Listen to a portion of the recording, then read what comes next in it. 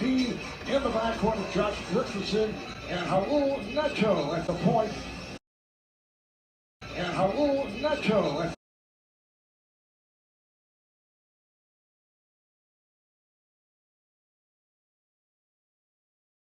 Play it again, play it again, play it again, play it again, play it again, play it again. and Raul Neto at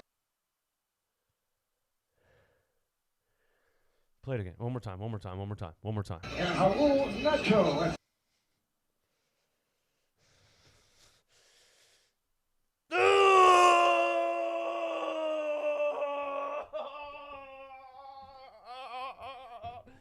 Why?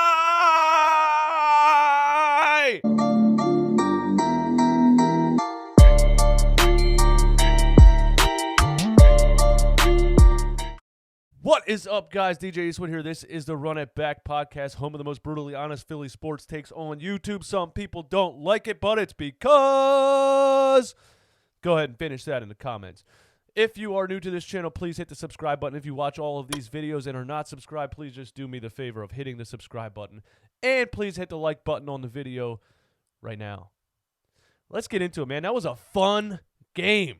That was a fun game. I mean, it was a roller coaster of emotions like every game is. There's so many things I want to talk about. I'm going to try to fit it into about 15 minutes. We'll see if I can succeed doing that. It was a fun game, most of it. The first quarter was fun. The third and the fourth and overtime were fun. The second quarter was about as fun as attending a baby shower. It was horrible. It was horrible. And there's two reasons it was horrible. Two things that I thought I would never see again out of Brett Brown happened in the second quarter, and they happened at the same time. Raul Neto on the floor, and Joel Embiid and Al Horford on the floor together. Let me start from the top, all right? Playing without Ben Simmons is obviously a game changer. He changes the game offensively and defensively. I don't really have to go into all the benefits we get from Ben Simmons playing basketball on our basketball team, but playing without him and trying to win against a team, and let's face it, the Nets are not a crap team. Their record's not good, but especially without Kyrie Irving and someone like Spencer Dinwiddie handling the ball, which, by the way, they missed a lot of open shots in this game. It could have been worse for us, but we survived. But the Nets are not a crap game, and we're playing without one of our stars. So I just want to throw that out there. But if you said to me, and like every other person that's ever watched this team play this season, if you said to me, who should start at point guard? Who should start at point guard? There's a couple things, there's a couple names I would throw out. The couple names I would throw out would not include Raul Neto. I would say, I don't know, man. I mean, you could probably start Josh Richardson at point guard, and run Matisse Thybulle or run Korkmaz at shooting guard. You could probably run Shake Milton at point guard. You know, he started alongside Ben Simmons for a lot of games. He had a 27-point game a week or two ago. You know, Shake Milton has shown signs that he's a serviceable ball-handling guard on this team. You could start Alec Burks at point guard. I said that like a week ago after we made that trade, and somebody attacked me in the comments. Alec Burks is not a point guard. You're an idiot. He's actually listed at point guard / shooting guard, and he was the Utah Jazz's backup point guard for 2 seasons. So do some research, get your facts straight before you come at me, bro. Alec Burks can play point guard, and you saw it. You know what? Answer me a question. Answer me a question. In the end of the fourth quarter, in crunch time and in overtime, what player was handling the ball and making plays? What player was handling the ball, running pick and rolls, and making plays? I'll give you a hint. It rhymes with Alec Burks. But I'm not going to gloat in this video and talk about how right I am all the time. Raul Neto should not have been starting. Not only should it not have been starting, he shouldn't have been playing the entire first half. He gives you absolutely nothing. Brett Brown waited till 5 minutes left in the third quarter to use Shake Milton, who is clearly a better basketball player than Raul Neto. We won the game. I'm going to try to be positive for most of it. There's a lot of things I hated. The second quarter, Embiid was dominant in the first quarter. Okay, let me go in the first quarter, second quarter, third quarter, fourth quarter. Okay, Embiid was dominant in the first quarter. Jarrett Allen was barbecue chicken in the post. And there's a couple reasons for that. Embiid had space. They couldn't bring a double team because you had guards who can shoot on the three-point line. Basic basketball. Okay? Embiid scores 11 points in 8 minutes. Brett Brown takes him out. Now, of course, you got to give him a rest. And by the way, I tweeted Embiid had 11 points in 7 minutes and Brett Brown took him out. And my guy, Jason Ashworth, who is on Birds Outsiders on NBC Sportsnet and stuff, responded to my tweet and said, you got to give the big guy a break. You can't play him the whole first quarter. And I was like, yeah, absolutely. You're right. I was just frustrated that he was rolling and we stopped the momentum. But Jason's absolutely right. You got to give Embiid a break in the first quarter. You can't play. You don't play him 12 minutes straight. And it was kind of cool for me to have somebody who's literally on TV to respond to me and have discussions about the Sixers. So shout out to him. But Horford comes in. The pick and roll defense is terrible. Horford's getting lit up by all the Nets ball handling guards. Neto's still in the game. Can't figure out why. And then it happens. The Embiid-Horford lineup resurfaces.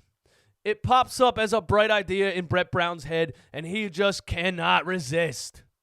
And he does it. Now I want you to look at this screenshot right here. Why was Embiid rolling in the first quarter? Space.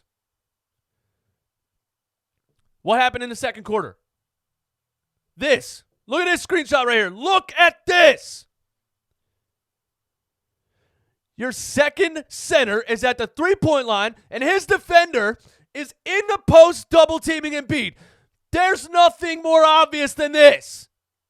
This is what you don't do.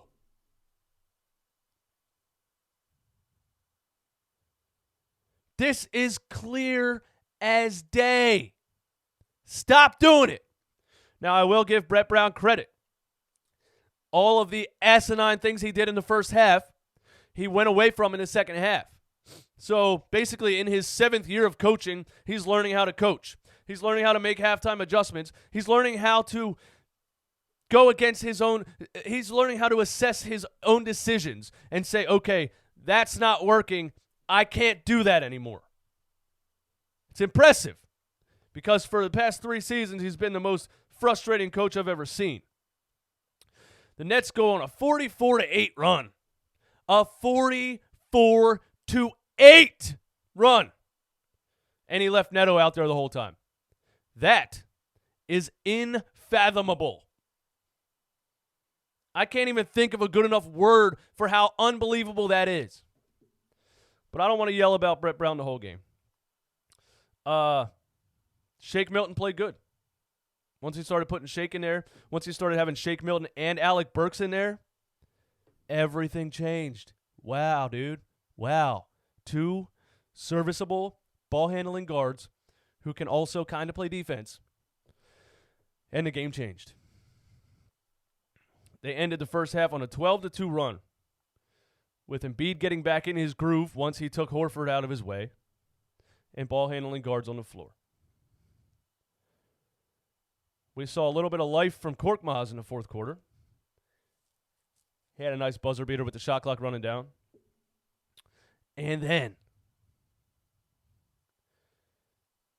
Joel Embiid hits the most beautiful Euro step I've ever seen in my life. Dude, is there anything more beautiful than watching a 7'2" giant do a Euro step like that? Is there anything more beautiful than that? That's like a somebody winning a NASCAR race in a monster truck. It's not supposed to happen, you know? That's like somebody, you know those horse events where they do where it's like an obstacle course and people are on horses? That's like somebody doing that on a buffalo. It's not supposed to happen. 7'2", 265, hitting you with the bang, bang Euro step, man. This guy is a treasure. This is our dude. I pledge to never boo you again, Joel Embiid.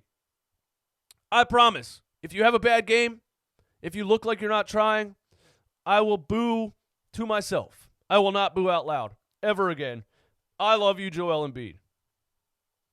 So Brett Brown saved his job by playing the right lineup down the stretch of the game and didn't bring – he actually did bring Neto back in the fourth quarter.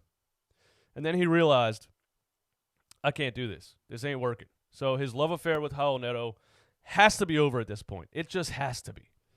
Shake Milton, Alec Burks, Glenn Robinson III, Matisse Thybulle. There are dudes you can play.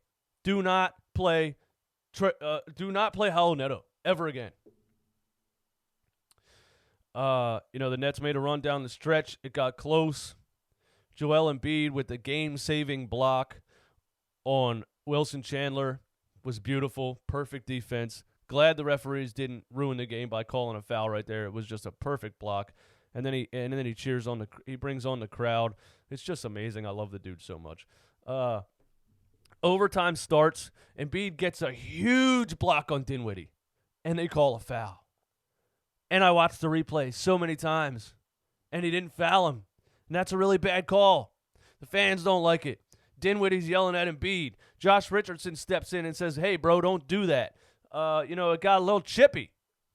And I liked it. I like Spencer Dinwiddie a lot. I do. I like him a lot. He plays hard. He never really talks.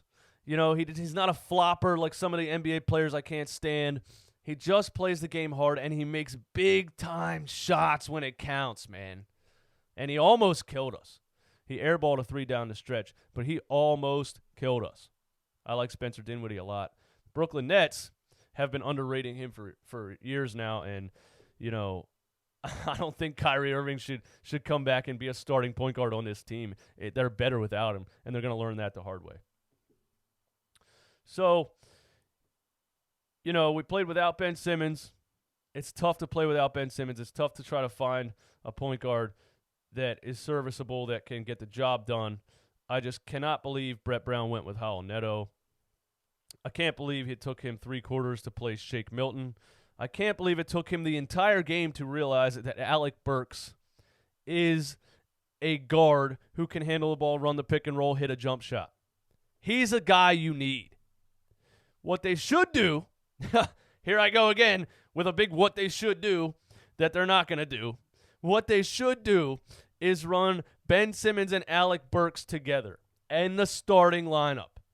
Him and Ben feeding off of each other, running pick and rolls. Okay, I know Brett Brown hated Trey Burke, and that's fine.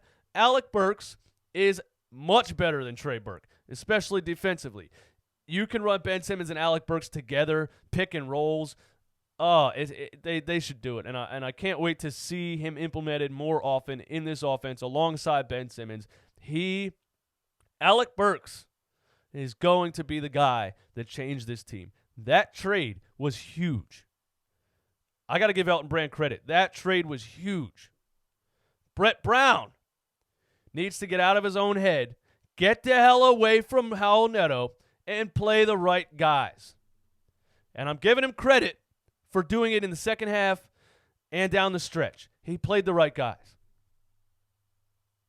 You guys give me all your thoughts and opinions in the comments. My name is DJ Eastwood. This is the Run It Back podcast. I can't wait to get Ben Simmons back. We play the Bucks tomorrow night. I'm off work tomorrow night. I'm going to watch the Bucks and Sixers game. I'm not picking up a shift. I'm not picking up a DJ gig. Nothing. Saturday night, Bucks and Sixers. I'm watching it. I don't know if I'm watching it here or if I'm going to go to a local sports bar and get a little crazy, but I'm watching it.